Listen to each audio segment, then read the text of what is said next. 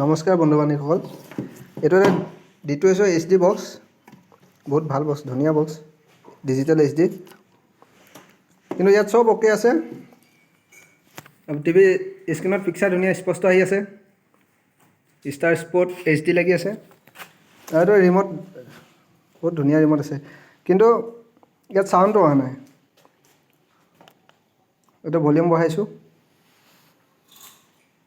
কিন্তু চাউণ্ড অহা নাই। এইটো চাউণ্ডটো আহিবলৈ হ'লে এটা কাম কৰিব লাগিব, যিটো আপোনাৰ ৰিম'টৰ যিটো আপোনাৰ 4টা বুটাম আছে, নীলা, হালধীয়া, সেউজীয়া, ৰঙা। এই হালধীয়া বুটামটো টিপিব প্ৰথমতে। হালধীয়া বুটামটো টিপোতে আপোনাৰ ইয়াত ইংৰাজী 5.1 আছে।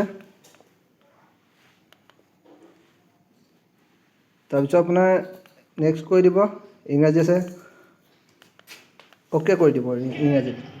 এতিয়া দেখিলে আপোনাৰ ইংৰাজীত অ'কে কৰি দিলে আপোনাৰ আহি গ'ল, চাউণ্ড আহি গৈছে। এইটো শুনিছে, এইটো ধুনীয়া চাউণ্ড আহিছে। আকৌ এবাৰ চাব,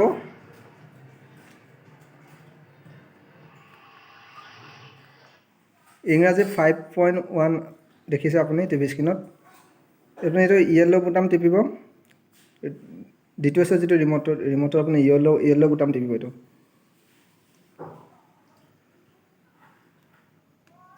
য়েল্ল' বুটাম টিপিলে আপোনাৰ টিভি স্ক্ৰীণত এনেকুৱা আহিব, ইংৰাজী 5.1।